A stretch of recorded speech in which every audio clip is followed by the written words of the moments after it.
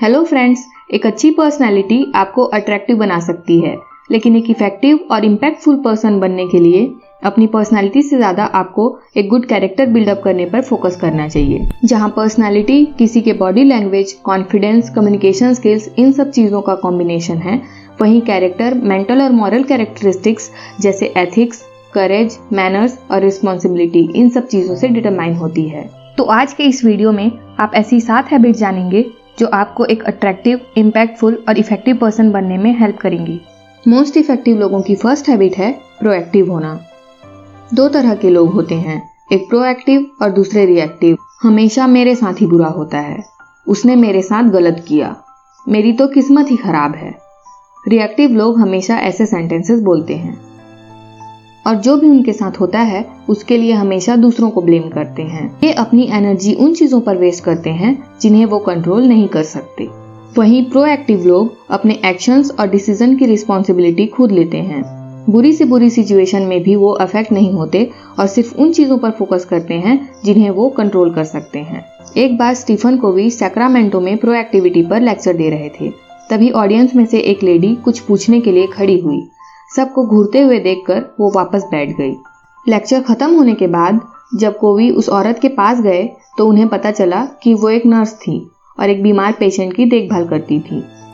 अच्छे से देखभाल करने के बाद भी वो पेशेंट बिल्कुल भी थैंकफुल नहीं था और हमेशा उन पर चिल्लाता रहता था, जिसकी वजह से वो बहुत दुखी थी। रिएक्टिव लोग उस टीवी की तरह होते हैं जिसका रिमोट कंट्रोल किसी और के हाथ में होता है और वो अपने अकॉर्डिंग उनके मूड को चेंज कर सकते हैं। जबकि प्रोएक्टिव लोग किसी भी सिचुएशन में कैसे रिस्पॉन्ड करना है वो खुद डिसाइड करते हैं। स्टीफन के समझाने पर उन्हें रियलाइज हो गया कि किसी और का बिहेवियर या ओपिनियन उन्हें कंट्रोल नहीं कर सकता और उन्हें कैसे रिस्पॉन्ड करना है ये सोलली उन्हीं पर डिपेंड करता है। उसके बाद उन्होंने उस पेशेंट के बिहेवियर से अफेक्ट होना बंद कर दिया और सिर्फ अपना काम किया। दूसरी हैबिट है begin with the and in mind. जैसे प्लेस ए से प्लेस बी तक पहुंचने के लिए आपको रास्ता पता होना चाहिए और कोई बिल्डिंग बनाने के लिए उसका ब्लूप्रिंट बनाना जरूरी होता है, उसी तरह किसी भी काम को क्लियर डेस्टिनेशन के साथ स्टार्ट कीजिए और ये अश्योर कीजिए कि आप सही डायरेक्शन में आगे बढ़ रहे हैं। तीसरी हैबिट है पुट फर्स्ट थिंग्स फर्स्ट। कई बार आपके साथ ऐसा होता होगा कि आपको लगता है कि आप बहुत बिजी हैं, लेकिन जब आप कॉन्शियसली एनालाइज करते हैं तो आप ये पाते हैं कि आपके बहुत सारे इंपॉर्टेंट काम अभी भी नहीं हो पाए हैं। ऐसा इसलिए हो सकता है क्योंकि आप इंटेंशनली अपने कामों को प्रायोरिटी वाइज नहीं कर रहे हो और अपना टाइम उन चीजों पर लगा रहे हो जो शायद एलिमिनेट या डिले किए जा सकते हैं। इंपॉर्टेंट वर्सेस अर्जेंट के मैट्रिक्स के अकॉर्डिंग अपने दिन भर के कामों को 4 क्वाड्रेंट्स में डिवाइड करिए और फर्स्ट क्वाड्रेंट के कामों को प्रायोरिटाइज कीजिए। चौथी हैबिट है थिंक विन विन। ये सोचना कि कोई और हारेगा तभी मैं जीत पाऊंगा, ये विन लूज सिचुएशन है। जब कोई भी इंसान किसी दूसरे इंसान की सक्सेस के लिए खुश नहीं हो पाता, ये स्कैरसिटी मेंटालिटी को इंडिकेट करता है। विन विन सिचुएशन में आप कोई ऐसा रास्ता निकालते हैं जिसमें दोनों का फायदा हो।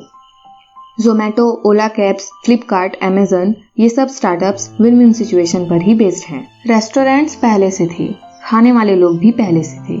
जोमैटो ने सिर्फ एक ऐसा प्लेटफॉर्म क्रिएट कर दिया जो रेस्टोरेंट्स और कंज्यूमर्स दोनों के लिए बेनिफिशियल था। एक तरफ कंज्यूमर्स की कन्वीनियंस बढ़ी और दूसरी तरफ रेस्टोरेंट्स की सेल्स। बहुत सारे लोगों को इस स्टार्टअप से एम्प्लॉयमेंट भी मिली। इस तरह से विन विन सिचुएशन क्रिएट हुई। 5वीं हैबिट है seek first to understand then to be understood. हर किसी की अपब्रिंगिंग और सराउंडिंग अलग अलग होने के कारण हर किसी का परसेप्शन अलग होता है। ऐसा जरूरी नहीं है कि कोई बात आपको गलत लग रही हो तो वो गलत ही हो, क्या पता किसी दूसरे के पॉइंट ऑफ व्यू से वो सही हो। इसलिए जब भी आप किसी से इंटरेक्ट करते हैं तो उनको बिना सुने और बिना समझे रिएक्ट करने से पहले उनके पॉइंट ऑफ व्यू को भी समझने की कोशिश कीजिए। किसी भी बात को सुनने के भी 5 प्रकार होते हैं। पहला है इग्नोरिंग लिसनिंग। इसमें हम बोलने वाले की बात को पूरी तरह इग्नोर कर देते हैं। दूसरा है प्रिटेंडिंग लिसनिंग। इसमें हम सिर्फ ऐसा प्रिटेंड करते हैं कि हम बोलने वाले की बात सुन रहे हैं, लेकिन हमारा ध्यान उनकी बातों पर बिल्कुल भी नहीं होता। तीसरा है सिलेक्टिव लिसनिंग। इसमें हम सिर्फ उन्हीं बातों पर ध्यान देते हैं जो हमारे मतलब की होती हैं या हमें काम की लगती हैं। चौथी है अटेंटिव लिसनिंग। इसमें हम वर्ड से ज्यादा बोलने वाली की वे ऑफ टॉकिंग और एक्सप्रेशंस पे ध्यान देते हैं।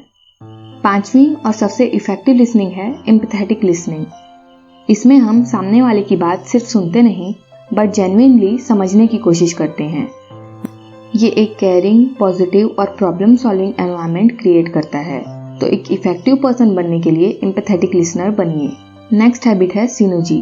क्योंकि सबके परसेप्शंस अलग होते हैं, इसलिए सबके बिलीव्स भी अलग होते हैं और इम्पैक्टफुल लोग इन्हीं डिफरेंसेस का फायदा उठाते हैं। आपके आसपास भी अलग अलग तरह के लोग होंगे।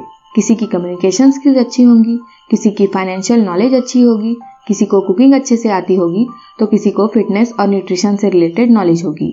तो खुद को सिर्फ अपने आप में और अपनी तरह के लोगों में लिमिट न करें। जहाँ से जितना और जो सीख सकते हैं सीख लीजिए। जब डिफरेंट फील्ड्स के एक्सपर्ट्स किसी एक काम में अपनी अपनी नॉलेज को कंबाइन करके कुछ एक्स्ट्रा ऑर्डिनरी गोल अचीव करते हैं, यही सिनर्जी है। बड़े बड़े बिजनेस टाइकून्स इसी तरह प्रोफिशिएंट लोगों को हायर करके उनकी क्रिएटिव और इनोवेटिव अप्रोच का यूज करके बिजनेस में एक्सपोनेंशियली ग्रोथ हासिल कर पाते हैं। सिनर्जी सिर्फ बिजनेस या करियर की फील्ड में ही नहीं बल्कि रिलेशनशिप्स में भी अप्लाई होता है। कोऑपरेटिव अप्रोच और म्यूचुअल इंटरेक्शन से अंडरस्टैंडिंग बिल्ड करके आप भी अपने फ्रेंड्स और फैमिली में अपने रिलेशनशिप्स को बेहतर बना सकते हैं। 7वीं हैबिट है शार्पन द शॉ। इस कॉम्पिटिटिव एरा में सर्वाइव करने के लिए हमेशा हर तरह से खुद को अपग्रेड करते रहिए। खुद को फिजिकल, मेंटल, स्पिरिचुअल और सोशल लेवल पर कॉन्स्टेंटली इम्प्रूव करते रहने से आप श्योरली एक इफेक्टिव, अट्रैक्टिव और इम्पैक्टफुल पर्सन बन पाएंगे। ये बातें मैंने आपको स्टीफन कोवी की best seller book 7 habits of highly effective people से बताए हैं। ये बुक वर्ल्ड वाइड 40 भाषाओं में ट्रांसलेट की गई और इस बुक की 25 मिलियन से भी ज्यादा कॉपीज बिक चुकी हैं। ये बुक हिंदी और इंग्लिश दोनों लैंग्वेजेस में अवेलेबल है। आप डिस्क्रिप्शन में दी हुई लिंक से ये बुक परचेज कर सकते हैं। अगर आपको ये वीडियो पसंद आई हो तो वीडियो को लाइक करें। इसमें से कौन सी हैबिट्स आपके अंदर हैं ये मुझे कमेंट सेक्शन में लिखकर जरूर बताइए। अगर आपने अभी तक चैनल को सब्सक्राइब नहीं किया है तो चैनल को सब्सक्राइब कर दें और बेल आइकन भी प्रेस करें ताकि आगे आने वाली वीडियोस की नोटिफिकेशंस आपको मिलती रहें। Thank you for watching.